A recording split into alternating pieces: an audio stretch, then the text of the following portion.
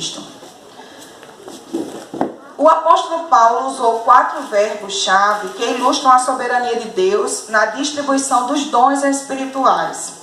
O Espírito Santo é Ele quem distribui os dons, é Ele quem dispõe os dons, é Deus quem coordena os dons e é Deus quem estabelece. Do começo ao fim, Deus está no controle de todas as coisas.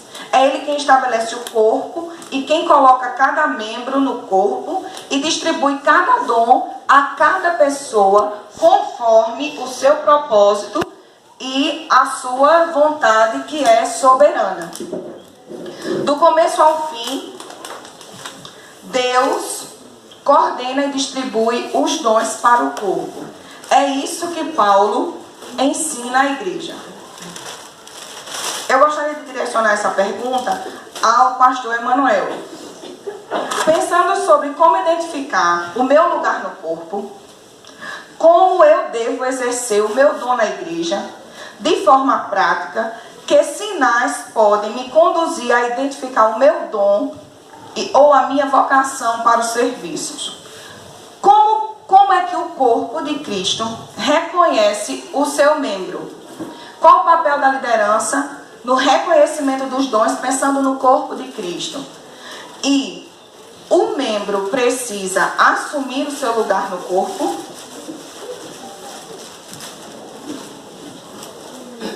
Que pergunta, né? Um perguntaço, né? Pessoal, primeiramente, bom dia a todos. Eu quero parabenizar toda a equipe do acampamento, principalmente pelo tema, porque eu acho que é um tema muito pertinente para a igreja a qual vivemos. Quando eu falo pertinente, não só para a igreja aqui, PIB, de Tibiri, mas por onde a gente passa. Eu acredito que a gente precisa materializar, entender de fato o que significa servir ao Senhor, o que significa pertencer ao corpo, e tendo esse entendimento a gente poder agir de maneira correta, de maneira coerente com o nosso ofício, com a nossa responsabilidade. Tentando responder essa pergunta de Manu, né? Eu acho que pelo fato de eu ser o mais novo aqui, deixa eu colocar aqui Emanuel, né? Mas tentando responder essa pergunta, né, eu acho interessante a gente começar, de fato, a gente percebe a soberania de Deus, como foi falado aqui, a partir destes 4 pontos que ela colocou, né? É o Espírito Santo que distribui, verso 11, verso 18, Deus dispõe, Deus coordena e Deus estabelece. Ao passo que Paulo, quando abre o verso 12, ele usa uma metáfora. E qual é a metáfora que ele usa? Do corpo. Então, a gente sabe que o cabeça é Cristo. Mais uma vez, isso fortalece a questão soberana dele, que está acima de tudo e de todos. E nós temos as partes do corpo. Então, essas partes do corpo que nós percebemos aí, cada um aqui vai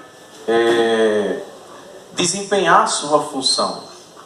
Então, o corpo mesmo, ele deve identificar que membro eu sou. Então, eu ontem dizia para os meninos que comecei a minha peregrinação na igreja no ministério de louvor. Então, o tempo, eu acredito que o tempo, juntamente com o meu serviço, com o meu trabalho, o próprio corpo vai identificar que parte do corpo eu sou. Hoje, né, há uma identificação, há uma caminhada para o pastoreio. Então, o próprio corpo, ele vai identificar que parte do corpo eu sou. Então, eu acredito que a gente precisa ter paciência quando se diz, ou quando se fala de que ministério eu devo desempenhar, o que é que eu devo fazer. A gente tem que ter paciência, tem que dar tempo ao tempo e esperar que o próprio corpo, sabendo que é Deus que nos conduz, é a providência de Deus que está sobre nossas vidas, então vai chegar, a coisa vai acontecer. Às vezes o que eu vejo tem alguém que se destaca em determinado em determinada área na igreja, e pelo fato dela estar fazendo de maneira brilhante, a gente quer desempenhar a mesma função dela, só que eu não fui chamado para aquilo. Então a orelha não pode ser mão. Se eu sou orelha, então deixa o irmão que é a orelha desempenhar a sua função. É isso que ele vai falar mais na frente, eu acho que no verso de número 26, quando ele diz que quando um membro sofre, todos sofrem com ele. Quando um membro é honrado, todos devem se alegrar com ele. Então, se eu percebo que o irmão está sendo, ele se destaca em determinada área, que eu contribua para isso, que eu corrobore para isso. E eu, com o tempo em oração, em minha vida piedosa, vou esperar, vou lutar por aquilo que Deus colocou para eu fazer. Então, eu acredito que Paulo tenta organizar a igreja de Corinto a partir desse olhar, né? Uma vez que os irmãos estão em conflitos nas suas próprias posições, era muito cacique, pouco índio, e aí ele tenta dar essa repaginada na igreja.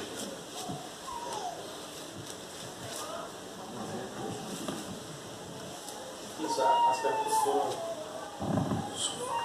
direcionadas, mas... Chegou.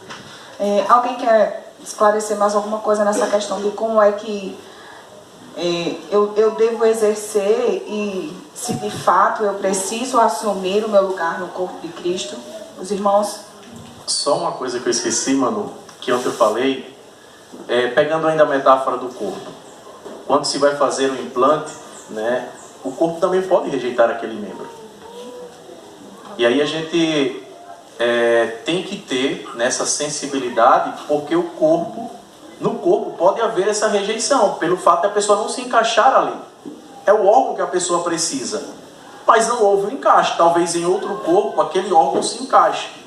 Então a gente precisa ter essa sensibilidade também, para que, né, tudo possa transcorrer de maneira coerente, de maneira organizada, de maneira que tudo venha glorificar a Deus, porque é isso que Paulo defende: quer comais, quer bebais, façais tudo para a glória de Deus. Quantos de vocês que estão aqui presentes, sentados aí, são crentes em Jesus Cristo? Levantando as mãos. Para ficar mais claro, fique em pé. Isso. Muito bem. Todos vocês, sem exceção, todos vocês que são crentes em Jesus Cristo, nasceram de novo, descansam mesmo em meio à tribulação dessa vida aqui, entre não mais ou ainda não, que estão caminhando aqui com o Senhor Jesus, esperando, aguardando o cumprimento da promessa do retorno dele. Todos vocês têm pelo menos um dom, no mínimo um dom. Não existe crente em Jesus Cristo sem dom, tá certo? Agora, só um instantinho. Quem já identificou o seu dom no corpo de Cristo? Quem sabe que o que está fazendo é capacitação do Espírito? Eu estou fazendo isso porque eu tenho convicção que esse é o meu dom. Quem sabe disso, fique em pé. Quem tem dúvida ou não sabe, pode sentar. Não tem nenhum problema quanto a isso, viu? Ok. Só fique em pé se você tem convicção do seu dom. Eu descobri meu dom. Ok. Podem sentar, queridos. A gente tem uma representação aqui muito interessante, que é mais do que o comum, né? Geralmente, o número de pessoas na igreja que sabem qual é o seu dom é muito pequeno em relação ao todo. E não sei se vocês fizeram rede ministerial. A igreja já conhece, quando me informou, né? Mas desses que ficaram em pé, não sei quantos fizeram rede ministerial. Eu vou ler aqui uma relação de dons que foram encontrados na Bíblia, tá certo? São 23. Administração, apostolado, artesanato, auxílio, conhecimento, comunicação criativa, contribuir, né? Cura, discernimento, encorajamento, ensino, evangelismo, fé, hospitalidade, intercessão, interpretação, liderança, línguas, misericórdia, milagres, profecia, pastorado e sabedoria. Os batistas brasileiros nós que crescemos com a história batista no Brasil, na Convenção Batista Brasileira, temos uma dificuldade muito grande de lidar com isso, ou tínhamos até bem pouco tempo. Os batistas foram os que, acho que por último, entraram nessa temática. Talvez com medo de se parecer com os pentecostais, como houve um grande temor, por certo tempo, dos batistas brasileiros, de se envolverem com as questões sociais para não se parecerem com os espíritas, ou com outras organizações que trabalhavam com isso, né? Os movimentos políticos e por aí vai. Mas finalmente teve um encontro em Alagoas e os batistas, enquanto Convenção Batista Brasileira, discutiram sobre isso. Saiu um livro sobre isso. Tem um livro produzido pelos batistas sobre os dons espirituais, né? Muito bom, muito importante. Eles denunciam a existência do livro acaba denunciando a nossa fragilidade em relação ao problema, a questão que deveria ser de senso comum, e não é, né? Então, assim, se você está vivendo essa experiência consciente de membro do corpo de Cristo, como o pastor Manuel falou, se você sabe quem você é no processo de edificação mútua do corpo de Cristo, amém, glória a Deus, isso é muito maravilhoso, isso é excelente. Se você não sabe ainda, você tem um desafio, que é conhecer, certo? O capítulo 13 na Bíblia, quem está com a Bíblia aí? Ok. Abra aí em 1 Coríntios, capítulo 13. Na minha Bíblia, o capítulo 13 está exatamente entre o capítulo 12 e o capítulo 14. Sério? Bota olhar na sua, ver se está. Tem certeza? Do que fala o capítulo 13? Do amor, né? Pronto, é isso que vai dar sentido ao capítulo 12 e ao capítulo 14. Se você tirar o capítulo 13, o capítulo 12 e o capítulo 14, vão virar a igreja de Corinto, que foi colocado aqui no início, né? Faltava o quê? Lê aquela que você leu agora há pouco aí.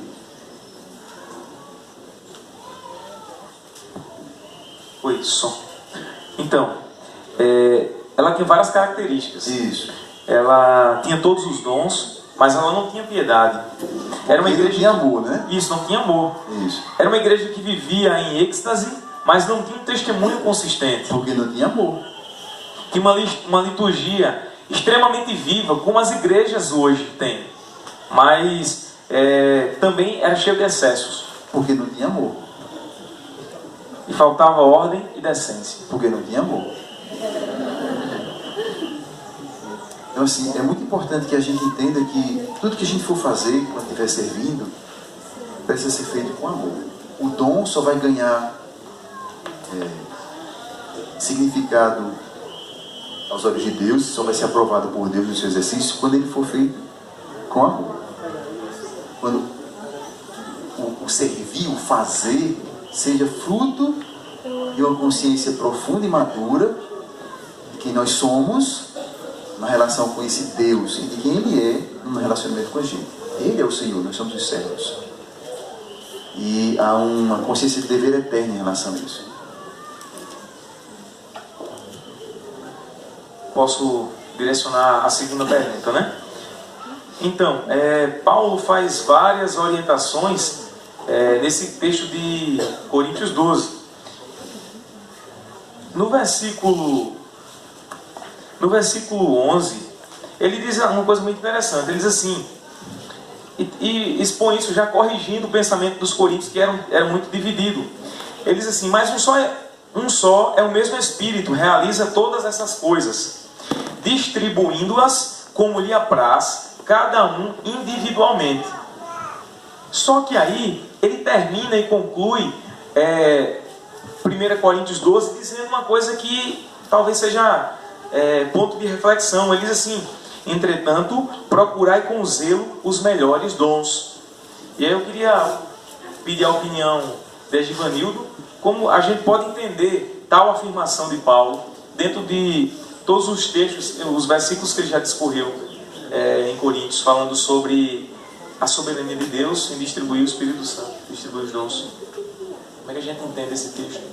Olha, é de uma relevância tão grande essa temática e essa abordagem de Paulo, já vista que temos que pensar dentro do nosso contexto atual, como igreja do Senhor, na atualidade, tomando como referência aqui o ponto de partida da igreja de Corinto do passado, né?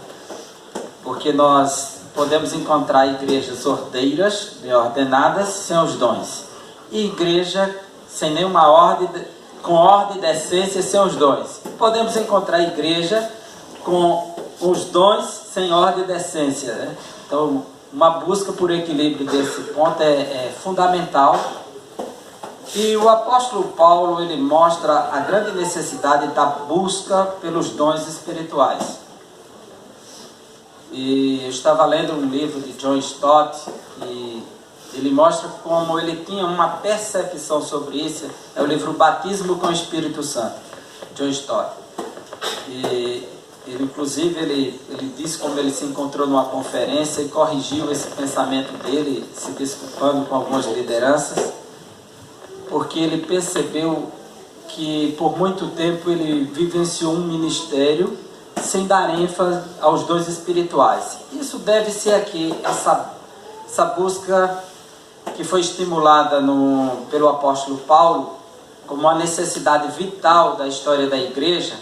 E aqui eu volto mais uma vez a Corinto para chegar na atualidade de John Stott.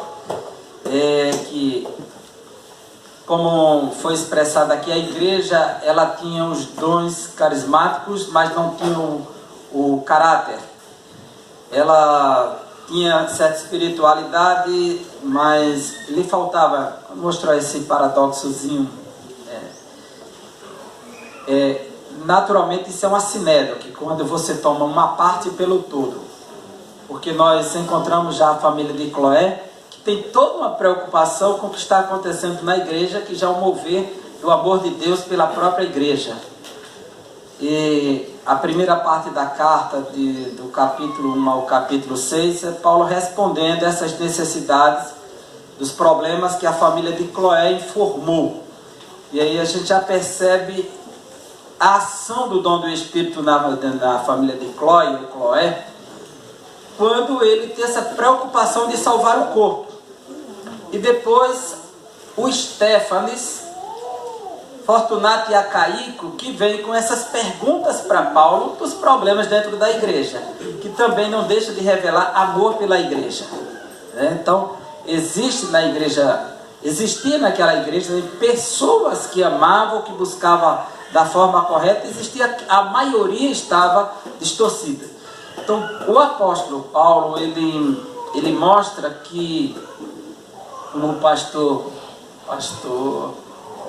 Alberval bem colocou aqui, a questão do amor como um elemento que controla ali para dar estabilidade, né, à igreja. Ele mostra essa necessidade de continuar buscando os dons. Se você pega o capítulo 12, a igreja tem dons, mas tem tanta coisa também que não é dom. Tinha crente profetizando que Jesus era anátema. E Paulo repreende, olha, o Espírito que diz que Jesus é anátema, ninguém pode dizer pelo Espírito que Jesus é anátema. Pelo Espírito ele diz que Jesus é o Senhor. Então Paulo corrige aquele erro, que havia um engano no meio do povo, mas nem por isso Paulo deixa de buscar esses dons, não. Paulo termina estimulando uma busca pelos dons, que são essenciais para o crescimento da igreja, para o bom andamento da obra, e estabelecer uma ordem partindo do princípio do amor. Então, quando ele diz aqui, sigam o caminho do amor, capítulo 14, verso 1. Então, partindo deste princípio, que o amor aqui não é um sentimento, mas é uma virtude movente, que move as pessoas, né? O amor não é aquilo que se diz, é aquilo que se faz. Então, é a partir dessa virtude do amor que faz acontecer, como o pensador Ernest Bloch, ele disse que a esperança da igreja é uma esperança escatológica. Então, não é uma esperança que você espera de braços cruzados, é uma esperança movente, porque é uma esperança diurna. É quando você sonha acordado. E quando você sonha acordado, você luta por aquilo. Então, uma igreja que espera ao Senhor e que faz parte de um corpo vivo, ela busca os dons para que Deus abençoe a igreja, para que todos sejam fortalecidos. Então, Paulo, sigam o caminho do amor e busquem com dedicação os dons espirituais. Então, há uma necessidade que a igreja busque esses dons para que haja um melhoramento na igreja, um aperfeiçoamento dos santos, como Paulo diz em Efésios, um aperfeiçoamento dos santos. Então, eu não sei se eu andei demais. Não, tá, ficou claro. Para a igreja de hoje, que está tentando se encontrar e descobrir o seu dom, eu entendi que o caminho é o amor, né? A preocupação talvez com o serviço direto ao próximo, né? O pastor Emmanuel disse uma frase ontem legal, que a minha humildade mata o meu desejo de pensar em mim. Então é um caminho também, né, para se descobrir o nosso dom de uma forma mais específica, que seja para edificar o corpo e engrandecer ao Senhor. Pastor, você poderia também dar uma palavrinha sobre esse texto? Irmãos, é impossível a gente poder, num debate ou em livros, a gente tentar explicar toda a capacitação do Espírito de Deus na vida do crente. Acho que a gente, de tudo que já foi conversado, um dos princípios fundamentais é esse, a gente poder compreender, tá? Tudo que se escreve, tudo que se fala, é muito pouco ainda, ou seja, para se discutir num momento como esse, ou num mês, ou num ano. Existem muitas coisas escritas, muitas descobertas feitas em cima das questões dessa capacitação do Espírito de Deus na nossa vida. E certamente a gente tem que crescer muito, com certeza. Ninguém é a mesma pessoa depois de um debate como esse, ou de um culto, de um fim de semana como esse. A experiência que eu tive, não é? Os irmãos já me conhecem, sabem que eu ensino a igreja não só a conhecer o Senhor, mas eu levo a igreja a viver, porque eu não acredito, não é feito Tiago 2,17, eu não acredito numa fé sem obras. Eu não acredito numa igreja que não trabalha, tá bom? Eu sou inconformado com um crente que não se dispõe a servir o Senhor. A minha experiência, quando eu me converti há 30 anos atrás, a Igreja Batista, essa fala do pastor Roberval, realmente é isso mesmo, a história dos batistas, dada uma questão histórica, não é, das divisões que houve no sul dos Estados Unidos, nessa movimentação, desde Edmund Seymour, quando começa na Rua Sussa, essa movimentação. Então a história da igreja, ela não tem esses momentos como a gente está tentando viver e compreender nesses últimos dias. Viveu-se na experiência da igreja do primeiro século, e aí só começa nesse século passado, não é? E agora essa compreensão, essa busca, dada essa necessidade, mas também existe muita meninice nisso tudo. E aí a minha experiência foi, eu me converti justamente no momento em que, em 1987, 85, quando as igrejas batistas começaram a trabalhar a questão dos dons espirituais, não é? E aí eu acredito que os mais antigos e aqueles que acompanham a história e lê, sabem que em João Pessoa mesmo teve a questão do dente de ouro. Lembra desse movimento? A própria dente de ouro, não é? Que você obturava lá e de repente olhava, aí era ouro. Depois a amálgama que era feito era uma substância que quando colocava na boca ficava amarelo como ouro brilhando. Uma química que foi colocada. Vocês compreendem o que é meninice? Pessoas, por serem espirituais ou espiritualizadas demais a coisa, começaram a ver por esse lado. Então, eu cheguei na igreja e vi que as pessoas, a igreja mesmo que eu cheguei, ela estava já dividida, com um pensamento fundamentalista, né, e voltado também para as questões da tradição, e um outro grupo que estava levado para ou seja, eu cheguei numa igreja dividida. E que o pastor já estava com a mão na cabeça, como outros pastores também. Então foi preciso vir um diretor do seminário do norte, não é? Que era pastor da igreja da Capunga, e ele veio para cá para tirar a gente dessa meninice. E foi fundado. Não, foi o que era pastor da... Foi Zé Guimarães, isso, exato, Zé Guimarães não, exatamente. Então ele veio e aquilo me despertou para tentar conhecer, porque havia muito movimento dentro da igreja batista que nem o próprio pastor estava conseguindo compreender tudo aquilo. Então eu digo, poxa vida, como é que eu vou estar num lugar como esse? Eu lia e ninguém me explicava, e muita dúvida, muito movimento.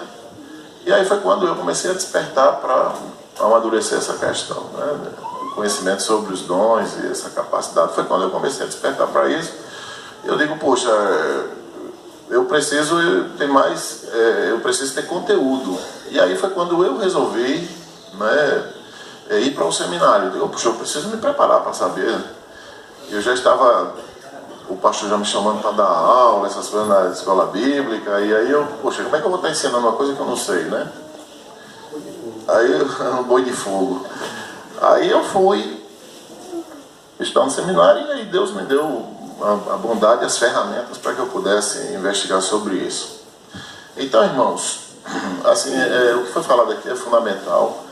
A visão que o apóstolo Paulo dá sobre o corpo é fundamental para que a gente possa ter essa compreensão, não é, da igreja como um corpo. Então, cada parte ela tem a sua funcionalidade, não é? Então, a compreensão básica é isso. Quando parte desse corpo não funciona, não é? O restante desse corpo irá sofrer. É isso que precisa estar na mente do crente. Que quando eu não estou fazendo nada, a outra parte está sofrendo. Isso é de imediato. Eu não posso nem estar... Eita, será que se um dia eu vir, a igreja vai melhorar? Não, a igreja está sofrendo porque você não está inserido nesse corpo. O corpo já sofre, como a igreja tem sofrido nesses últimos tempos, nesses últimos séculos. Então, irmãos, Paulo, ele é extremamente pedagógico aqui, ele tenta tirar, ele usa de ironia no texto em muitos momentos, não é? Quando ele faz suas comparações. O apóstolo Paulo, ele tenta mostrar para a igreja que os dons espirituais, no primeiro momento, lá na promessa do Espírito de Deus, em Joel 2:28, não é? Quando diz que, você pode ver aí, em Joel, que ele vai dizer que o Espírito do Senhor vai descer sobre toda a carne, sobre todos, jovens, velhos, todos eles têm uma função específica. Essa é a profecia. Essa profecia ela é cumprida em Pentecostes, não é? 40 dias sobre o povo caminhando para o Monte Sinai, 3 dias do Senhor dentro da cova, não é? Na sepultura, e os 7 dias que ele ainda, e aí completou tudo isso, chamado desse tempo do Pentecostes. Então, aí está o povo lá reunido, e Deus, ele é imutável.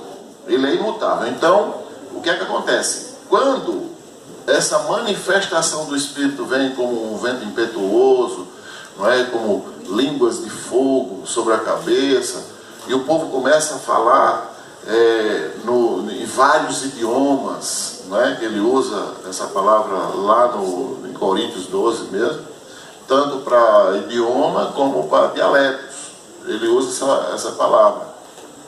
Mas todos têm tudo a ver com essa questão do entendimento de outras pessoas. Então esse é o Deus que promete e cumpre para atingir o seu plano, que é a família, que é para todas as pessoas. Então todas as famílias da terra, em todos os seus idiomas, serão agora alcançados pelo próprio Deus. Então essa compreensão do dom espiritual na nossa vida é para que a gente saia dessa meninice que estamos hoje. Eu fiz a rede ministerial, eu descobri os primeiros dons, por quê?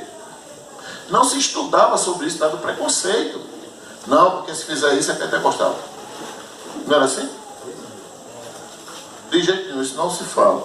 E depois que eu comecei a estudar, eu vi que não.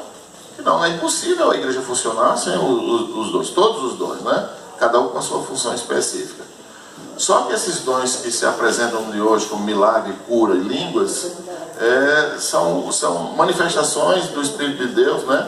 Para marcar a presença dele como a cura e caracterizar, autenticar o seu poder ali naquele momento. Então, só que os outros dons, eles não são questionados. Por exemplo, o dom do celibato. É interessante que tem muito de emocional. Eu estava lendo um comentário na Bíblia do Instituto Pentecostal que diz que 70% das manifestações de dons extraordinários, assim chamados, de línguas, são de cunho emocional. Vem aqui, por favor. Sem querer interromper, já me interrompendo. A gente vai pregar agora, tá certo? E vocês vão tudo se arrepiar agora, tá bom? E vai ser na carne, não é nada do Espírito. Preste atenção. Agora tem que participar, tá? Primeira coisa, descruza os braços. Solta a Bíblia, não vai precisar de Bíblia agora. Não precisa de Bíblia para esse negócio não, tá certo? Ok. Você vai fechar a mão e vai dizer assim, Jesus! Jesus! Ixi. Gente, fecha a mão e diz, Jesus! Jesus! Ele vai pregar aqui, eu vou pregar aqui. É uma pregação de dois, tá? Dupla, tá bom? Eu faço a pergunta e a resposta vai ser o quê? Jesus! Ixi, eu tenho que participar. Vamos lá. Eu vou fazer uma pergunta, aí a resposta é? Jesus! Aí ele faz a pergunta, a resposta é? Jesus! Eu vou começar a mensagem, tá? Outra pergunta, vai lá. Que a resposta seja Jesus. Acorda, pastor. Vamos lá, pastor. Vamos acordar, pastor. Quem é o Senhor dos Senhores? Jesus! Quem é Jesus? Jesus! Quem é o Rei dos Reis? Jesus! Quem é Deus para vocês? Jesus! Aquele que era, que é e que há de vir? Jesus! Quem é o Senhor da eternidade? Jesus! Aquele que não mente? Jesus! Aquele que é verdadeiro? Jesus! O que esmagou a cabeça da serpente? Jesus! A pedra angular? Jesus! Fale fiel! Jesus! Não mexe, mexe no emocional.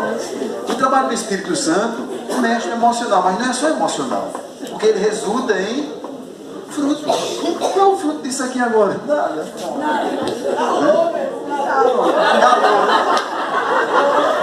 Chamar o pastor Roberval para coordenar a área de artes da igreja. É um calor que não é do Espírito, tá? É calor da carne. Coordenar a área de artes, pastor. O problema dos dons do Espírito Santo é que eles são muito confundidos com isso. Por isso que a ênfase é cura, línguas e sinais. Paulo diz o quê? Procurai com... Então, irmão, só finalizando aqui a minha fala, né, que certamente tem muitas outras perguntas, mas a visão, e acredito que daqui a pouco eu vou falar também sobre essas questões dos efeitos psicológicos nos cultos de hoje, não é? E aí a igreja, ou a religião cristã, ela não é um sistema complexo da individualidade. Não é. Mas do corpo, não é? Ele não pode ser apenas um sistema que atinge apenas o indivíduo, mas sim a todas as pessoas. Então essa bondade do Senhor, que a gente precisa ter essa segurança, porque muitos crentes não sabem disso, não é? Qual o dom que o Espírito de Deus, porque observe aí, olhe que lá em Joel foi dita a profecia, no Pentecoste foi cumprida. Agora olhe no capítulo do livro de Coríntios, no capítulo 7, o que o apóstolo Paulo diz, e em Efésios ele dá uma... Olha, esse texto é para você e para mim. Para você e para mim. Olha o que o texto sagrado diz. Vamos ler todos? 7:7. Quero...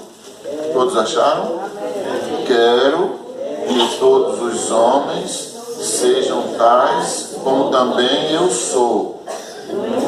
No entanto, cada um tem de Deus o seu próprio dom. Na verdade, um de um modo, outro de outro. Então você vai perguntar a você: eu sei o meu dom? Se você não sabe, então você vai buscar. Amém? De preferência os dons que realmente possa edificar a igreja do Senhor, a igreja possa crescer. Porque tem dons que apenas só crescem individualmente. Não é? Então você observa por aí o que é que a Bíblia, ela é inerrante. O que cabe a nós é pedirmos ao Espírito Santo de Deus que nos dê a capacidade de interpretar as Escrituras. Tá bom, irmãos? Então você tem um dom já, precisa descobrir. Só fazendo aqui um acréscimo, né, a tudo que foi falado aqui, já que também ele sugere essa questão na pergunta, né, como podemos entender tal orientação acerca de buscar os melhores dons. E só fortalecer a ideia de que Coríntios 13, gente, é o clímax da carta para aqueles irmãos. Não adianta eu fazer nada na igreja se antes de tudo eu não tiver amor. O amor deve preceder qualquer serviço meu. O amor a Deus na vertical e o amor na horizontal. Talvez seja difícil, né, a gente desejar isso ou ter isso em mente ou como meta, porque, como ele diz, amar sofre, é sofrimento, é anulação, é renúncia. E o amor é a maior expressão de Deus para o homem. Então foi através do amor que ele enviou o seu Filho, Jesus Cristo. Então os problemas da igreja de Corinto, divisão, os 4 primeiros capítulos, tudo que vem acontecendo realmente, de fato, é por conta da falta de amor. Era um povo que se dizia espiritual, mas não tinha de fato a verdadeira credencial. O que é ser espiritual na igreja de Corinto? Para a igreja lá, eram ter evidências, ou era ter evidências externas. Então se fala muito da questão do falar em línguas, é uma evidência externa. Então, geralmente até um determinado tempo, nas igrejas, a falar em línguas, eita, aquele irmão é poderoso, aquele irmão é assim. E a gente precisa ter cuidado com isso. O que Paulo está querendo pontuar aqui é: ser espiritual não pode ser aferido ou medido por evidências externas. Ser espiritual é marcado pelo tamanho do meu amor para com o próximo e para com Deus. Então é isso. Se você quer ser espiritual, meu irmão, seja amoroso, seja paciente com aquele que às vezes peca demais. Seja longânimo com aquele que ainda não entendeu a mensagem. Porque Paulo, em Coríntios 9, por exemplo, ele sendo apóstolo e tendo direito, como tal, para receber contribuição, ele achou por bem não receber. Por quê? Porque ele sabia que aqueles irmãos poderiam pecar, pensando coisa que na verdade ele não era. Então, o que é que ele coloca em primeiro lugar? O amor. Então, eu acredito, olhando para Coríntios, que se nós, enquanto igreja, amássemos mais, julgássemos menos, não que o julgamento ele seja errado à luz das Escrituras. O julgamento errado é aquele julgamento temerário, quando levanta alguma coisa contra o irmão, na verdade, sem ter prova daquilo. Aí é cuidado, alto lá. Então a gente precisa ter a compreensão do amor, porque não adianta, como ele abre Coríntios 13, ter isso, ter aquilo, mas sem ter o amor, não adianta. Eu posso enganar o próximo, eu posso enganar o meu pastor, mas a Deus eu não engano. Amém.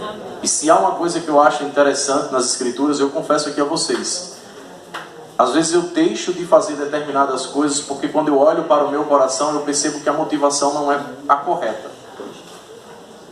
E eu tomei um susto, por exemplo, quando eu estava principalmente um texto que me irritou bastante com relação a isso, foi Lucas 18, naquela parábola do fariseu e do publicano. O fariseu sequer abriu a boca, porque os dois, tanto o publicano como o fariseu, foram ao templo orar. Mas o fariseu não abriu a boca. Ele dizia no seu coração: eu não sou como esse homem.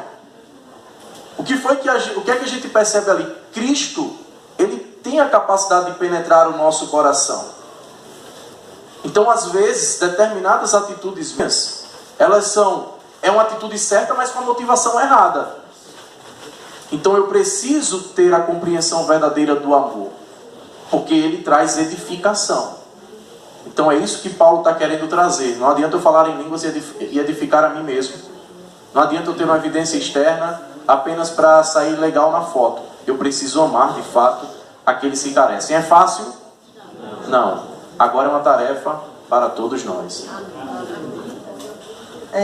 Irmãos, pensando nesse friso do amor, eu vou tentar fazer um gancho aqui com o próximo questionamento que a gente trouxe. É que, na verdade, uma coisa que você disse, o amor deve preceder, na verdade, todas as nossas ações como cristão. O desempenho do dom, do nosso serviço ministerial no corpo de Cristo, é para que as motivações, na verdade, o que move o meu ser para desenvolver tal serviço, seja de fato o amor que habita, que transborda no coração. Porque quando isso precede, o meu serviço, a minha vida com Deus é contínua, ininterrupta. Não há aposentadoria, como você falou ontem, no serviço do reino. Porque o meu trabalho, quando as nossas ações são pautadas no amor, as coisas cooperam para que flua, para que aconteça, para que seja permanente, firme, consistente. Quando não, é como se a gente começasse a desviar o olhar do foco, que é Cristo. Que o recebimento do dom para a edificação do corpo, para a glória de Deus e para o crescimento do reino, eu vou começando a olhar as arestas, quando eu perco de vista o amor. E aí as minhas ações começam a se suceder por outras coisas, menos pelo que deve ser a motivação correta. Oi? Chegou. No início da sua fala, a primeira, você falou que Paulo começa o capítulo com uma metáfora do corpo. E é uma analogia fantástica, porque eu já fiquei pensando várias vezes que outra metáfora, que outro exemplo ele poderia ter dado se não fosse o corpo, para falar sobre o dom. E eu fiquei pensando nas organizações, em algum outro organismo que pudesse servir tão claramente, de maneira tão inteligente, para que a gente pudesse compreender a ideia, se não fosse o corpo. A questão da fluidez, de como os sistemas funcionam dentro do nosso organismo, como a cabeça, os membros estão ligados, e as metáforas são fantásticas, pelo sangue, pela fluidez. O Espírito Santo é tremendo na iluminação para Paulo em relação à utilização do corpo para o corpo, metaforicamente falando. E você já pensou em estar andando na rua e de repente encontrar um braço sozinho? Só na família Adams, né? Uma mãozinha. Você já imaginou estar andando na rua e de repente uma cabeça sozinha fora do corpo? Ou o pescoço? Ou de repente seu vizinho ser um pé? Ou do outro lado morar só a barriga? Um olho de 75 quilos, como a minha conversava comigo ontem, isso seria uma aberração, isso não seria corpo. Paulo, ele diz, a partir do versículo 14, o seguinte: o corpo não é feito de um só membro, mas de muitos. Se o pé disser, porque não sou mão, não pertenço ao corpo, nem por isso deixa de fazer parte do corpo. E se o ouvido disser, porque não sou olho, não pertenço ao corpo, nem por isso deixa de fazer parte do corpo. Se todo o corpo fosse olho, onde estaria a audição? Se todo o corpo fosse ouvido, onde estaria o olfato? De fato, Deus dispõe cada um dos membros no corpo segundo a sua vontade. 19. Se todos fossem um só membro, onde estaria o corpo? A resposta seria, não seria corpo. Por isso, eu não tenho concepção de membro sem corpo. A ideia de corpo precede a ideia de membro. Não existe corpo, os membros separados. Isso não é corpo, é qualquer outra coisa menos corpo. Assim, há muitos membros, mas um só corpo. E aí ele diz no 21, o olho não pode dizer à mão, não preciso de você. E aí é nessa parte que eu gostaria de entrar. Nem a cabeça pode dizer aos pés, não preciso de você. Ao contrário, os membros do corpo que parecem mais fracos são indispensáveis. E os membros que pensamos serem menos honrosos, tratamos com especial honra. E os membros que em nós são indecorosos, são tratados com decoro especial. Irmãos, a gente já teve, inclusive, inúmeras situações na nossa igreja de escola bíblica, de estudos a respeito dos dons espirituais. E uma coisa que é sempre frisada é a respeito que ainda acontece nas igrejas de dons que aparentam ser superiores e inferiores. E às vezes isso causa disfunções corporais. Disfunções no corpo. Quando eu tenho muitas vezes essas concepções de superioridade e inferioridade dentro do reino. Né? E aí eu gostaria de perguntar assim, na verdade eu queria que a gente discutisse sobre isso, como na verdade a gente pode tratar essas situações onde a gente encontra no corpo, e falando de pessoas que somos nós os membros, muitas vezes nos deparamos com situações de superioridade, pessoas que usam a capacidade,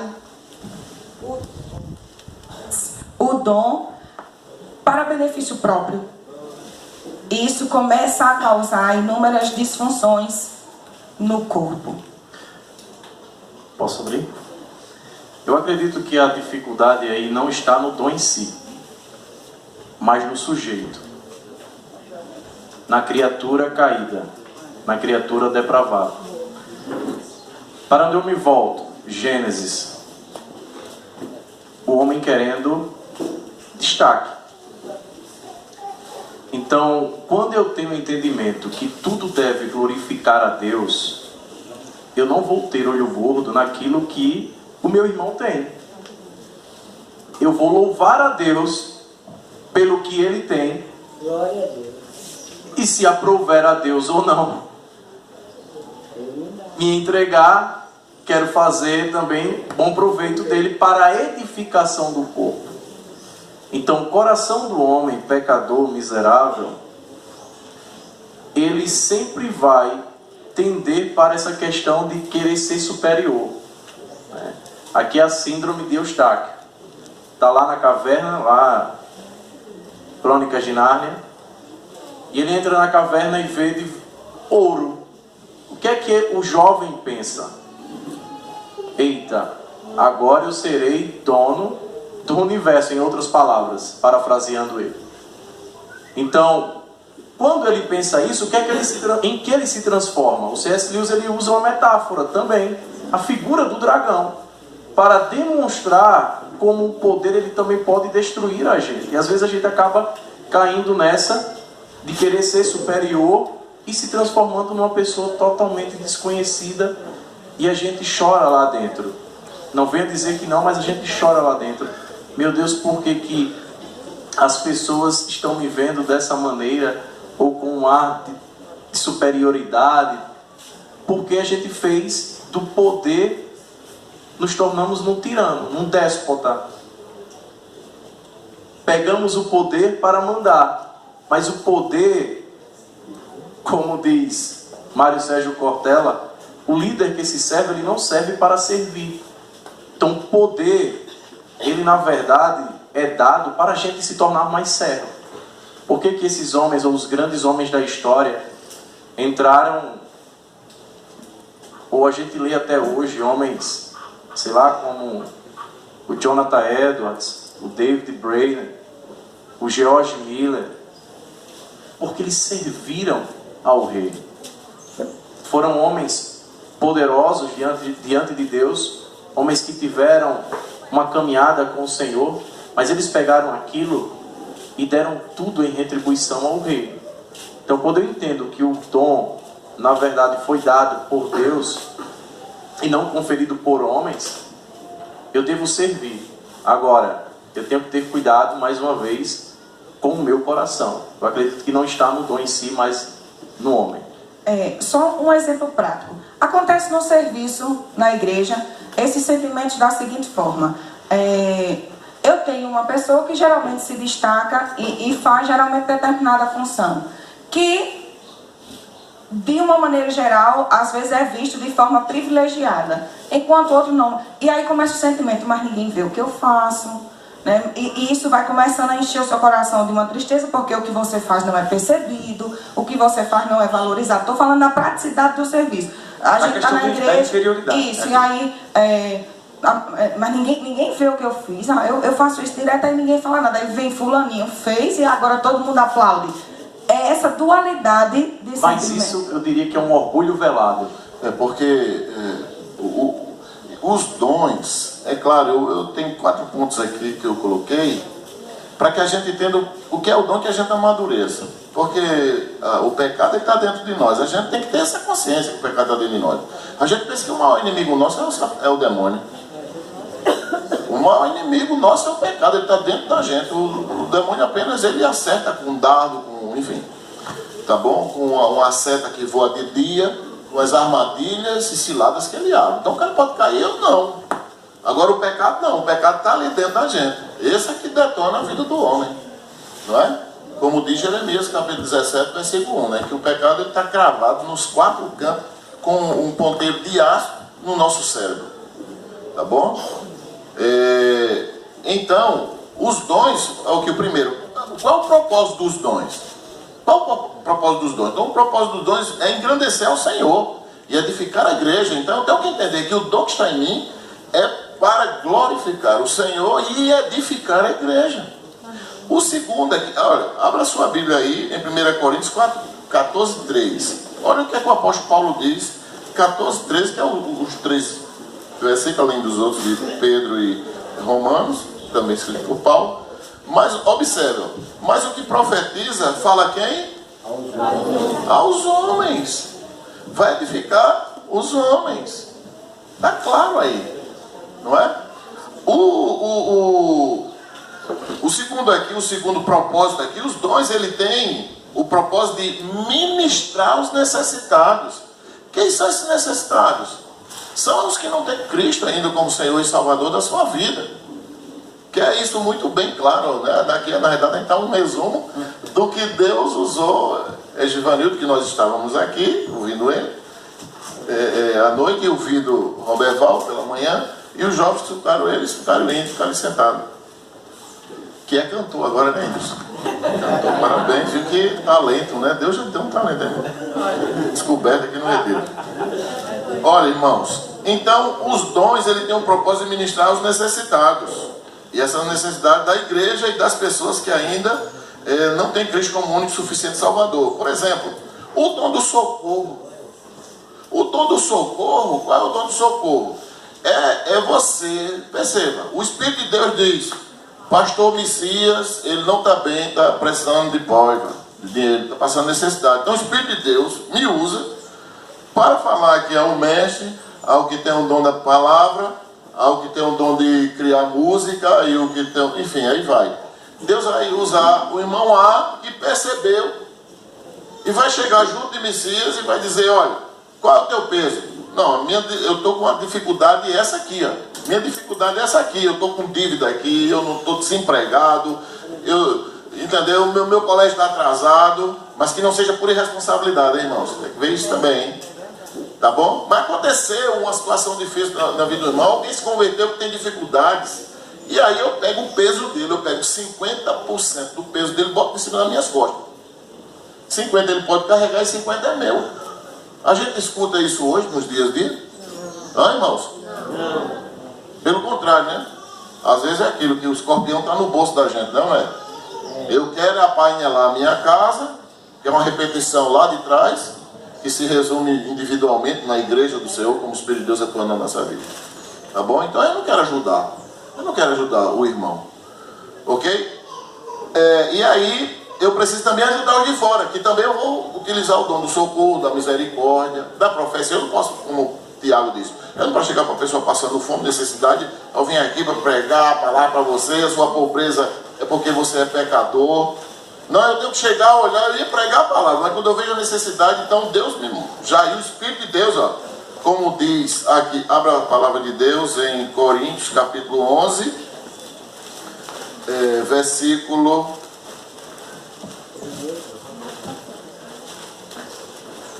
Aliás, 1 Coríntios, capítulo 12, versículo 11. Que isso pertence ao Espírito Santo. O homem não domina seus dons. A gente tem que saber isso. Que quem faz isso é o Espírito de Deus, não somos nós. Eu não posso nem... O orgulho não deve passar nem perto. Dizer, eu tenho o dom, eu tenho o dom daquilo, o dom da cura, o dom da profecia, que a gente vê algumas crianças falando assim nas igrejas de hoje. Olha o que aqui diz o versículo 11. Mas um só é o que, irmãos? O mesmo Espírito realiza todas essas coisas, que aí você vai pesquisar, né, lá em casa, o que são todas essas coisas, fazendo o quê? Distribuindo-as como lhe apraz, a cada um individualmente. E aí eu chego na igreja e vou mobilizar a igreja para socorrer esse irmão, seja ele da nossa igreja ou não, porque ele não seja crente ainda. Tá bom? Então é para glorificar a Deus. Aí essa pessoa, aí eu posso pregar a palavra de Deus, como de Tiago, mas o nome do Senhor será glorificado. Agora o terceiro propósito aqui, qual é? Os dons têm o propósito de levar os crentes ao amadurecimento. Aonde? No amor.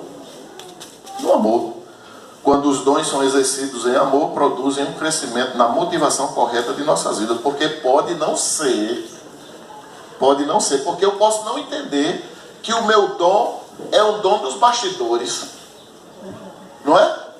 É o dom dos bastidores, de estar lá atrás limpando o banheiro, pegando lá naquelas emoções belíssimas, cada obra-prima, não é? E tem lá, não é isso? Fazer comer, botar o comerzinho pro irmão, você quer nada. E ele vai, qual pedaço você quer, meu amor? Deixa eu meter a colher no quengo dele. Eu não, irmãos. Claro que é. Então, o Espírito de Deus reparte a cada um. Então, eu tenho que entender isso, que é o amadurecimento. Claro que a gente vai entender que nem todos vão amadurecer. Outra coisa, é que o quarto propósito aqui, é que os dons têm o propósito de credenciar para a tarefa. Que tarefa? Não é? Olha, deixa eu só mostrar aqui a vocês os dons. Primeiro dom, de apostolado, que é aquele que é enviado, mensageiro com missões específicas, e aí a turma de hoje estão querendo o dom, né? Dom do apostolado, mas aí a credencial é que ser chamado por Jesus e ter participado da ressurreição. Primeira credencial é essa. E a galera está aí, os analfabetos aí, dizendo que é apóstolo, né? Sendo pastor, mas que é apóstolo. Não é isso aí, é o quê? Orgulho, tudo mais, né? Outra, profecia, ser profeta, pregar a palavra. Evangelista, que é a grande habilidade esse tem uma habilidade de, ele sai para evangelizar e ele ganha as pessoas para Jesus com muita facilidade. Dom de pastores, ou dom de pastorado. Dom de ministério, está ligado à diaconia, né? Que o diácono, qual é o diácono? O diácono, ele trabalha sem ser visto, porque diácono também no grego quer dizer garçom. O garçom, quando a gente vai ser atendido por um garçom, a gente olha, cadê o menu? Aí está aqui, ó, tem isso, traga. Você já perguntou o nome do garçom? Você já olhou para o rosto do garçom? Você olha, o garçom, como é que você está, rapaz? Qual é o problema da sua vida? Você é casado, solteiro? Nem olha, às vezes trata mal. Você que tem um dom de diaconia, está disposto a ser visto apenas pelo que você faz, não quem você é? Isso é para a gente refletir. Mestres em ensino, não é que são aqueles que vivem exclusivamente usados por Deus para o estudo, para a pesquisa, enfim. O socorro, que é esse, de socorrer as pessoas. Aí você vai dizer o que? Eita, rapaz, meu dinheiro vai embora tudinho, eu vou estar gastando, dando comer esse povo. Está disposto, irmão? Você está disposto ou não? Porque apanha lá sua casa para fazer o celular super potente. Outra coisa, o dom da fé, da cura, dos milagres, o dom de línguas, o dom da exortação, da liberalidade, porque tem pessoas que tem o dom da liberalidade, é aquele que ele oferta, quanto mais ele oferta, mais ele é abençoado.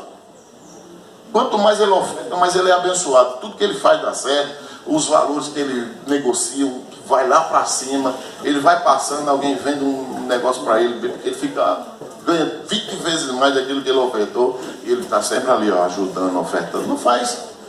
Não é? Outros não, tem uns que prosperam, mas só dá o dízimo do que tem, do que ganha do seu salário, mas do que Deus faz abençoar, olha o dedinho. Não é? Então esse é um dom da liberalidade. O dom da liderança, e fechando, o dom da misericórdia, o dom do celibato. O dom do celibato é existente hoje, irmão, sim ou não? Hã? Quem é que fala? Quais são os pastores que trabalham isso? Do celibato. Hã? Você vê as pessoas trabalhando esse dom, ele é menor, ele é fraco, ele está em que lugar no reino? E por fim, o dom da palavra, de sabedoria, que são aqueles que aconselham, né? Que exige percepção espiritual para aquele que aconselha. Ele tem que ter percepção espiritual. Palavra da ciência, que é aquela capacidade que o Espírito dá na hora que você está pregando, ensinando, o texto vem facilmente e faz uma conexão, e você consegue viajar na Bíblia toda e consegue abençoar aquela pessoa. E o discernimento de espírito, que é importante demais para os dias de hoje, devido aos falsos profetas, que a igreja deve pedir demais esse dom nos dias de hoje, viu? Que é o discernimento de espírito, e interpretação de línguas. Então todos esses dons, e o do artesanato, não tem outros aí, né? Ainda nessa pergunta, tem um fato muito prático e observável nas Escrituras, de uma pessoa que foi um apóstolo muito evidente e que ele não foi reconhecido de primeiro momento. E que a gente conversou sobre ele ontem. Por exemplo, Paulo, quando se converte e se desloca para se apresentar à igreja de Jerusalém, a igreja de Jerusalém não reconhece ele à primeira vista, por várias situações. É claro, todo mundo imaginava que ele estava como um infiltrado para matar todo mundo ali. Porém, o Espírito Santo não opera em todos. E aí dentro da igreja, ou fora daquela igreja de templo físico, aparece um homem com um dom que aprove a Deus ser capacitado para reconhecer Paulo, Barnabé, o dom da consolação. Ele é um exemplo muito prático disso, essa questão do corpo reconhecer o membro e o membro se apresentar para o corpo. Então, Barnabé foi ao encontro dele. Eu acho bonito demais essa história. Inclusive, Barnabé é uma pessoa fantástica nessa posição de reconhecer. Então, ele chega perto. Talvez ele não era, ele não era assim, ele não era tão perto do grupo de Paulo, mas ele viu Paulo pregar, porque quando ele chega, ele disse: não, ei, eu ouvi esse cara falar de Jesus Cristo. O Espírito Santo está com ele. Então, ele apadrinha Paulo, passa um período com Paulo, e Paulo se torna a máquina que ele se tornou, ou seja, atinge o alvo para o qual ele foi criado. É um exemplo muito prático. Evoluindo aí a questão que eu quero falar. Um exemplo que eu vi num programa de televisão, que eu não sei qual é o nome nem qual é a emissora, mas talvez alguém reconheça. É um camarada, ele é um senhor, acho que presbiteriano, não sei, e ele leva duas pessoas com pensamentos contrários e ficam debatendo lá um tema.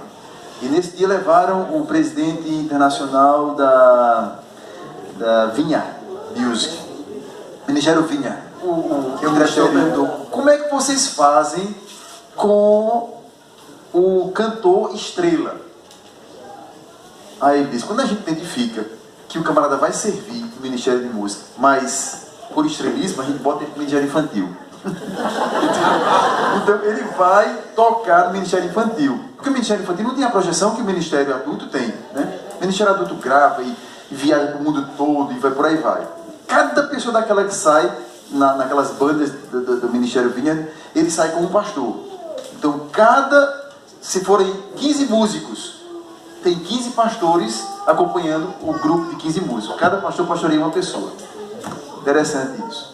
E quando ele identifica que o sujeito está ali para ser estrela, aí ele pega e caminha para o Ministério Infantil. O Ministério Infantil vai ministrar lá até ele aprender a servir a Deus, né, através dos irmãos, por amor. Porque a criança não se engana, não. essa questão do dom, por exemplo. Quem de vocês aqui, eu só fazer uma ilustração, quem de vocês aqui gosta de ornamentar? Tem, assim, esquece do tempo quando está fazendo a ornamentação da igreja.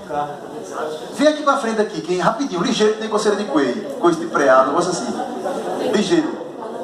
Tem várias pessoas. Pronto, vem cá, rapidinho. Lígia, gosta de Gente, não trabalhar. tenha vergonha. Mas só Quem trabalha, vem aqui na frente. Luciana tem essas habilidades. Mas só venha se você esquecer do tempo. Você está lá, eita, o culto é 7h30, irmã.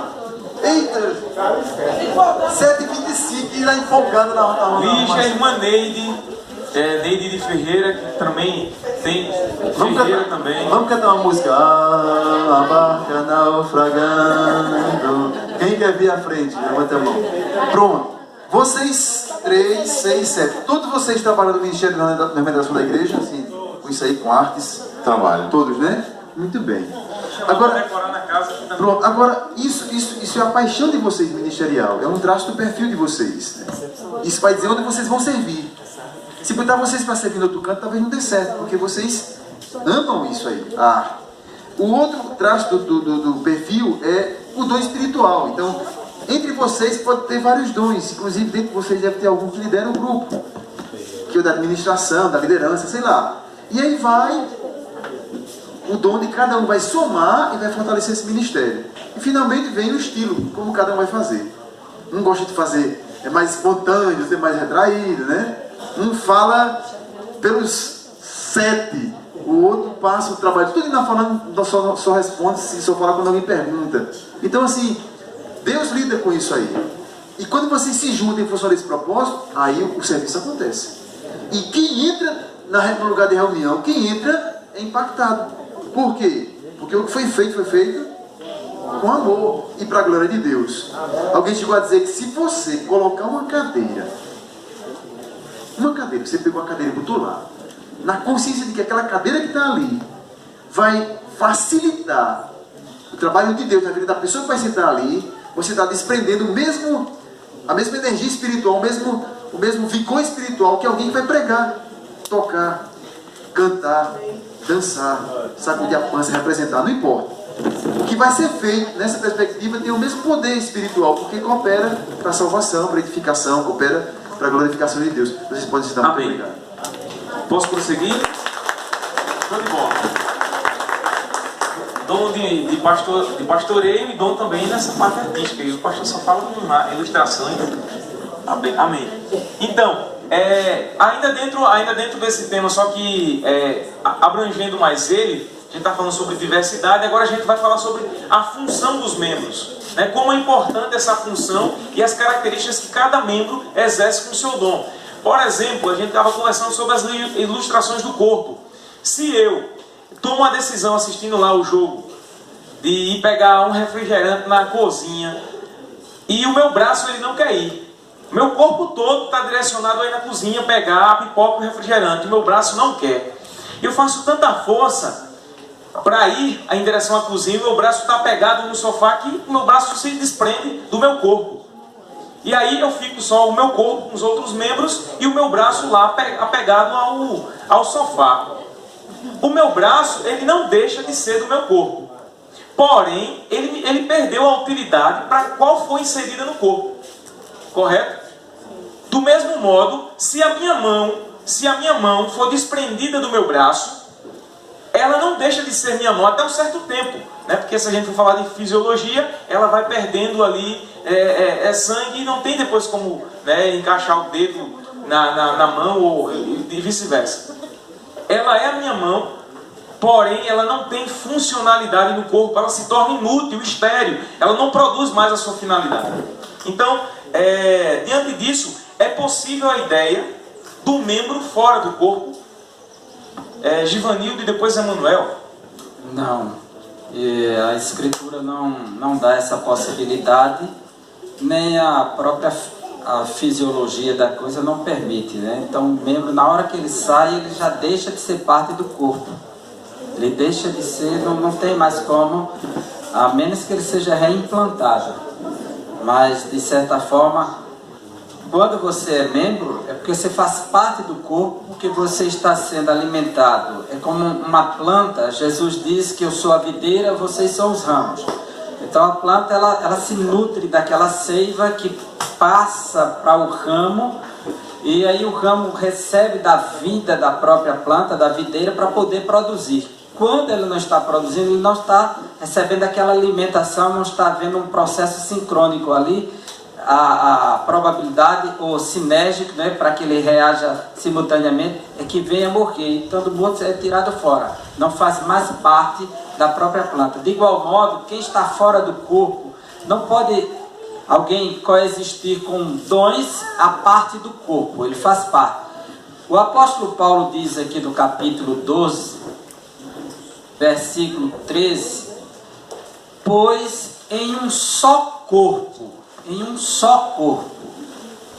todos nós fomos batizados em um único Espírito. É um só corpo e um só Espírito.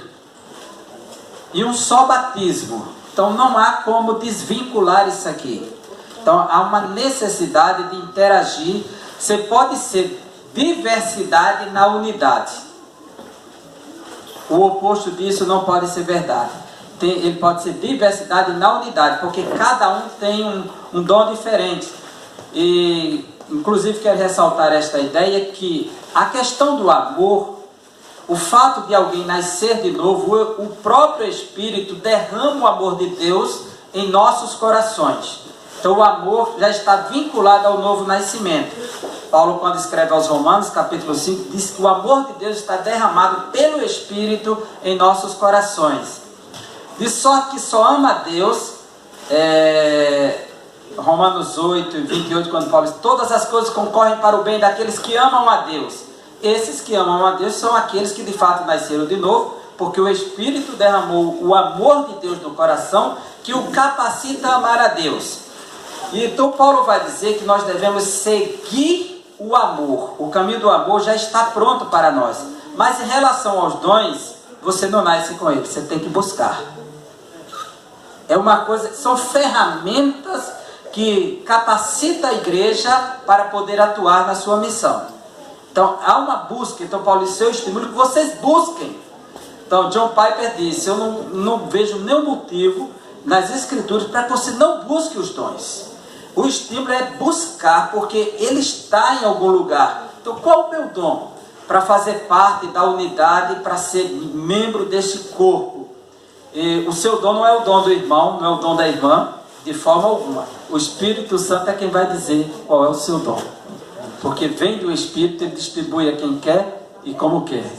Só aproveitando a vez, tá? Pastor Emanuel, e depois a gente segue. Só para aproveitando a vez aqui. O John Piper, no seu livro O Pastor como Mestre, o Mestre como Pastor, ele diz algo bem interessante. Você sair do corpo é cometer suicídio. E aqui eu reforço a ideia do meu irmão Givanildo.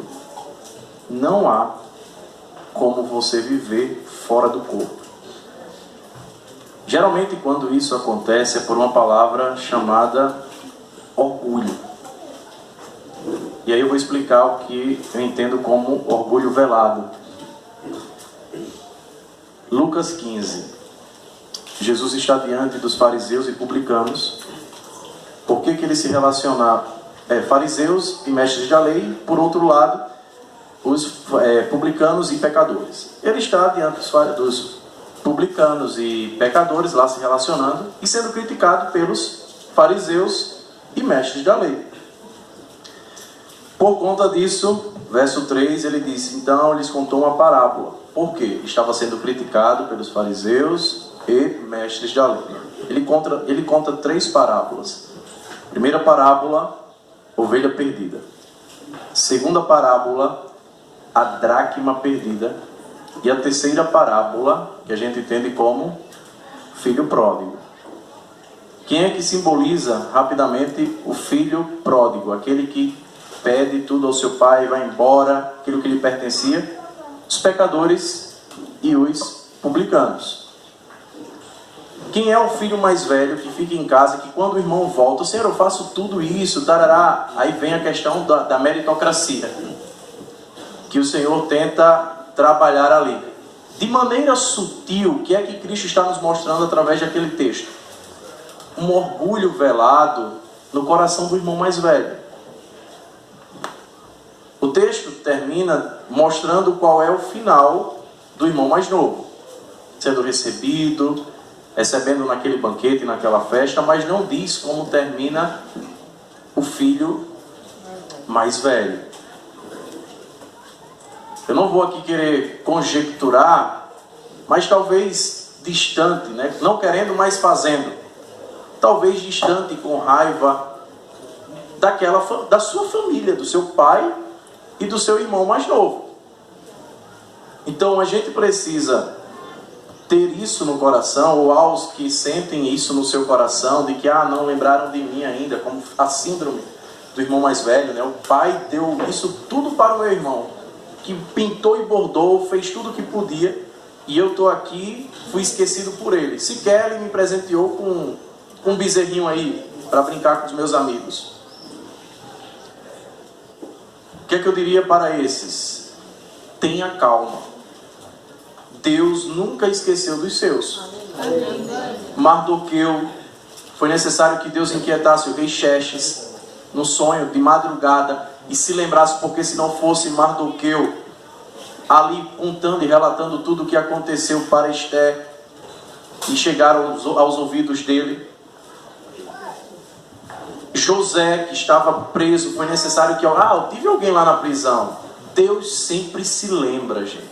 É de Deus a obra, é Deus quem opera em nós, é Deus quem faz tudo em nós.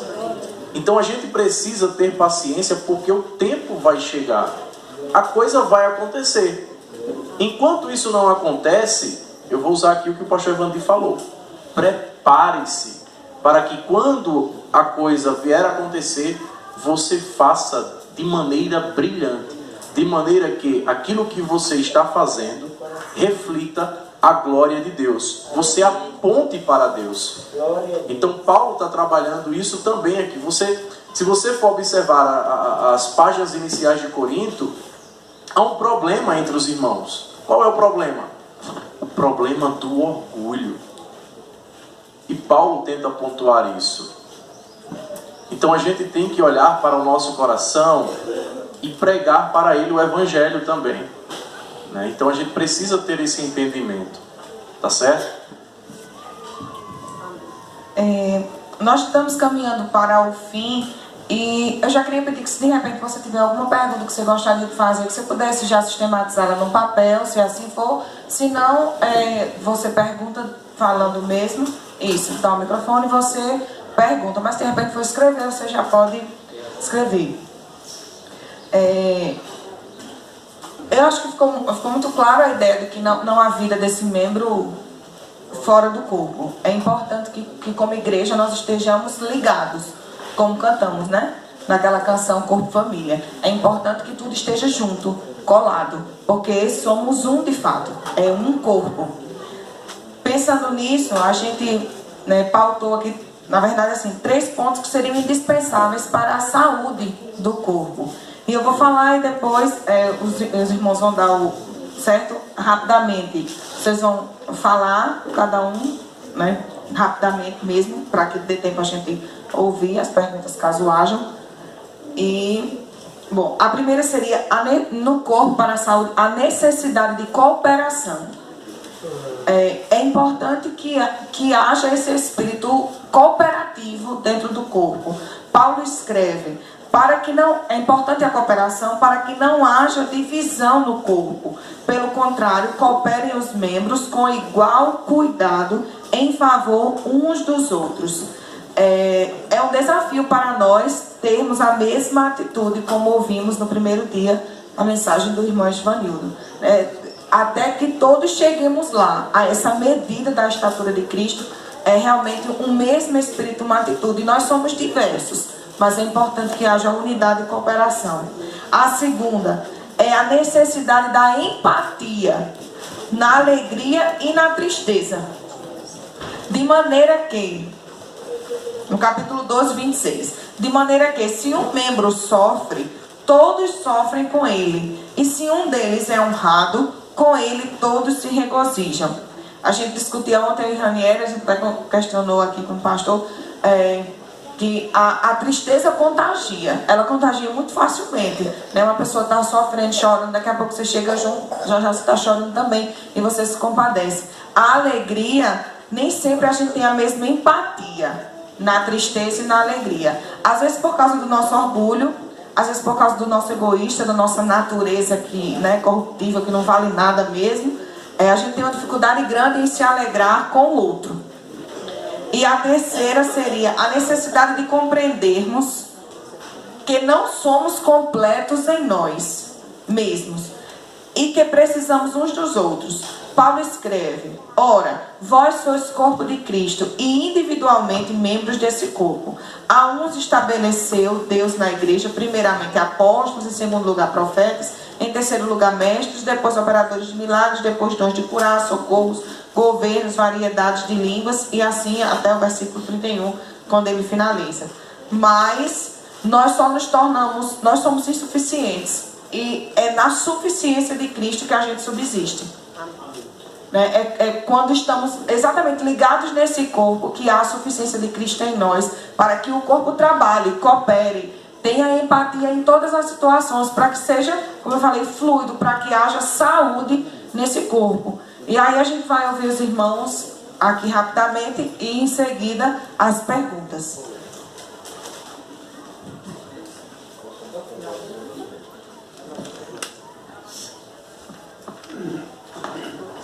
Aproveitando aqui o vácuo, né?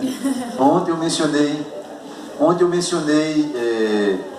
sobre a aposentadoria, né? E quem falou sobre isso foi John Piper. Quando ele falou o nome eu lembrei. John Piper, que fala sobre a aposentadoria, o perigo da aposentadoria do crente, né? Enquanto agente do reino.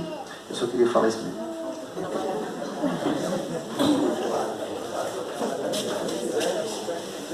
Não, vamos às perguntas, né? Pode falar. Vamos assim, né? Eu quero responder, irmãos, a todos aqui com... como eu sempre sou ligado muito à prática, né? Essa questão de teoria ela é importante, mas para mim, se o crente não der fruto, como a Bíblia diz, então eu questiono, inclusive até a própria salvação dele. Entendeu? Porque eu não acredito em um crente que não gera fruto. Então ele não é crente. Ele não é crente. Ele é uma pessoa que está dentro da igreja e ainda tem uma chance para ele, se ele é o irmão do filho pródigo, né? Porque às vezes as pessoas estão dentro da igreja, mas estão perdidos dentro da igreja. Eles estão perdidos, eles não sabem. Quando chega alguém que o pastor, ele está na igreja há muito tempo, ele nem assobia nem chupa a cana, ele está lá, faz uma coisa, faz outra, mas está ali trabalhando. E às vezes, aí tem um irmão que pecou, tal, aí o pastor bota no braço, começa a cuidar dele, quando traz, começa a dar as oportunidades para esse cristão ser restabelecido, restaurado, como diz Jeremias 18, que o nosso Deus é aquele que quebra o vaso e faz o quê, irmão? De novo. E faz o quê? De novo. De novo. Aí esses que estão na igreja começam a ficar com raiva. É desse jeito.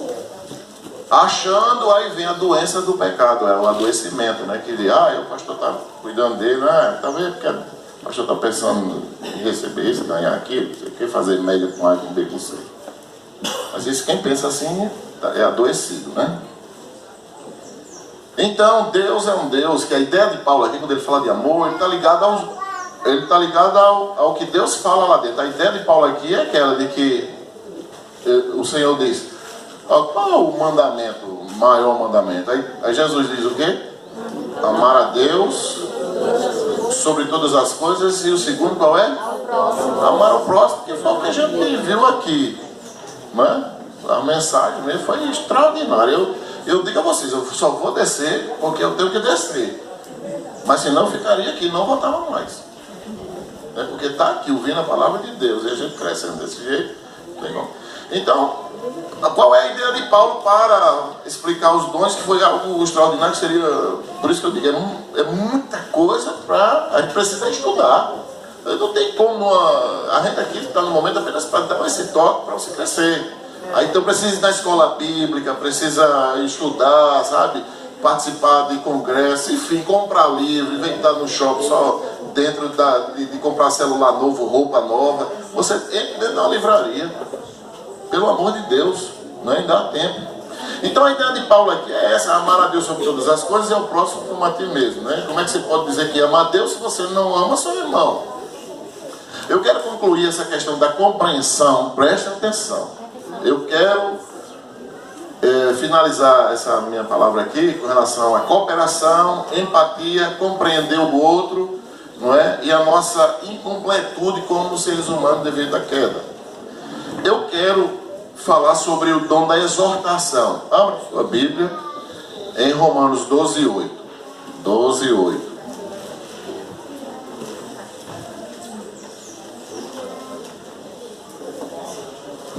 Aí diz aqui: o que exorta, como é, irmão? Como é que diz o texto? Só a parte A. Faça com dedicação. O que exorta. Faça com dedicação. Então o exortar aqui vem de encorajar. Presta atenção. Vem de encorajar quem? O bode, a vaca, o irmão. Eu preciso encorajar ele. Encorajar em quê? Olha, você é um cara abençoado, encoraja você a ficar mais poderoso ainda. É essa a ideia? Não. Encorajar aqui é aqueles que tropeçam e caem. É aquele de cuidar, daquele frágil, daquele que sofre, que tem uma complexidade de coisas na vida dele, inclusive de ordem de criação, de educação de pai e mãe, dos conflitos e erro de pai e de mãe, que a gente não vai discutir aqui. Mas aí o dom do encorajamento, não é? A exortação que Paulo fala aqui, porque a palavra de Deus, irmão, é como uma baja de feijão. Você precisa abrir e botar tempero, cozinhar, botar quiabo, para ficar gostosa a comida. Ele diz aqui que exortar aqui vem de confortar, de consolar. Então esse Deus, presta atenção, esse Deus, certo? O próprio adoecimento do ser humano como pecado, nós somos vítimas de armadilhas. Então, por exemplo, preste atenção agora, eu vou citar um texto das Escrituras e vou citar coisas que acontecem nos dias de hoje, nas igrejas do Senhor. Preste atenção. Paulo, quando chega em Damasco, que a gente já sabe da história, a igreja lá tenta matá-lo. Então é Barnabé que vai usar de consolação para fazer Paulo descer no cesto. Paulo vai para a Arábia Saudita, passa 3 anos, depois você custa 10 anos, no capítulo 13 ele está como mestre, junto com Manaém, com Lúcio, com Níger, não é? E com Paulo e com Barnabé lá dentro estudando. São profetas e mestres agora. Olha onde Paulo está. Paulo tinha assassinado, presta atenção, Paulo tinha assassinado um mártir, uma máquina de fogo ele tinha matado lá atrás. Entendeu? E Paulo, como ele é visto pela família de Estevão, a gente reflete sobre isso na Escritura, a gente abre essa página. Como foi que a igreja viu? Agora preste atenção. Paulo lá na frente é uma autoridade vista por toda a igreja. Poderia ter sido morto naquele dia. Então, amor, irmãos, ele está ligado ao crente maduro. E esse Deus, ele nos põe à prova. Ele quer ver. Sabe por quê? Porque ao final eu vi de um grande estudioso, Marcelo Nunes, pastor, escritor, que ele dizia o seguinte: o prêmio que o Senhor nos deu, que Deus nos dá ao final de cada responsabilidade conferida a Ele e a nós, é mais trabalho e mais responsabilidade. Então, percebam, a igreja amou Paulo. Paulo, se tivesse morto, a gente tinha as 13 cartas hoje? A gente tinha um testemunho desse homem que foi elevado ao céu e que Deus transformou ele de maneira sobrenatural? Lembra de uma mensagem que eu disse: você não sabe o que Deus vai fazer com você amanhã. Você não sabe. Tiago não sabia que ele ia ser decapitado por Herodes. Então, irmãos, esse Deus, ele vai permitir, dado ao pecado, que a gente ponha nesse exato momento a prova desse dom, desse amor. Então, se Paulo era um assassino, e hoje, por exemplo, existe nas igrejas, existe na nossa igreja, que é o adultério. Preste atenção. Preste atenção. O adultério. Tem diferença de assassinato? Tem, pastor? Hã? Pronto. É como alguém pegasse aqui, eu vou dizer, o meu neto, pegasse o meu neto, a gente tudo brincando, quando olhasse, ele estava ali dentro daquela lagoa, estuprado e assassinado ali dentro. Hã? Tem diferença? Esse assassino aí tem diferença que dá um tiro apenas, não foi, não estuprou nem nada, mas deu um tiro apenas na cabeça de outro filho de um irmão aqui e está morto ali fora. Tem diferença? Desse pecado para esse aqui? Ele é o quê? Assassino em potencial. Então Deus, ele permite que a gente passe por situações para ele ver como é que nós vamos reagir. Para que ele vai fazer isso? Para saber se ele pode dar ou não responsabilidades maiores à igreja. Se nós não amamos o irmão ou a irmã que está junto de nós, nosso irmão em Cristo, como é que a gente vai dizer que ama a Deus? Ah, irmãos? Então, preste atenção. Se alguém na igreja adulterou, pecou, roubou, matou, que é a mesma coisa do que mente, é a mesma coisa do que fofoca, é a mesma coisa do que nega o amor. Preste atenção. Se alguém, né, não sei se aconteceu aqui na igreja, mas de repente pode ter acontecido. Aí você passa por esse irmão e por essa irmã e não fala, não apoia, não ama, não abraça, dá as costas. Hã? Hã? Somos maduros para Deus nos dar responsabilidades maiores? Ou passamos e dizemos: ah, meu irmão, eu não falo com você não, eu dou as costas porque eu sou mais santo do que você. Onde é que fica a exortação? Onde fica? Ou vamos dar lugar à crítica? Pensemos nisso, irmãos.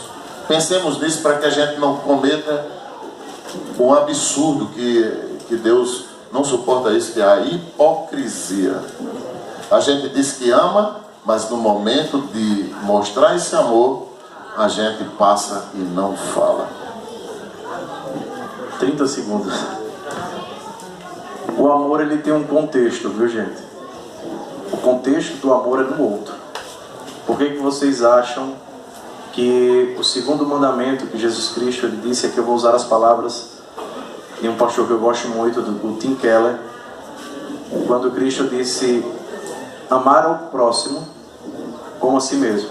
Por que ele não falou primeiro, fez a ordem inversa? E a inferência dele é porque nós somos apaixonados por nós mesmos. Narcisistas, verdade. Narcisistas. Então a gente precisa amar mais o outro. E eu acho que isso se encaixa muito bem com o terceiro ponto, que nós não somos completos. Então a gente precisa entender isso. Santo Agostinho entendeu essa verdade no século IV, quando ele no seu livro Confissões diz: fizeste-nos para ti, Senhor, e inquieto está o meu coração. Eu vou pegar Santo Agostinho também, já. Você me inspirou agora. Santo Agostinho disse: onde há unidade, até escrever aqui, olha. Aliás, nas coisas essenciais, unidade. Onde está a mesma essência, tem que haver unidade.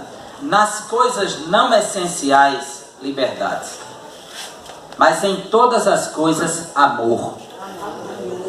O amor não pode faltar em nenhuma das ações. Pode haver diversidade de pessoas, de dons, de tudo, mas se o amor não estiver presente, não tem como construir um corpo único, né? Então, que Deus abençoe a todos, seja de graça, misericórdia e conhecimento. Amém.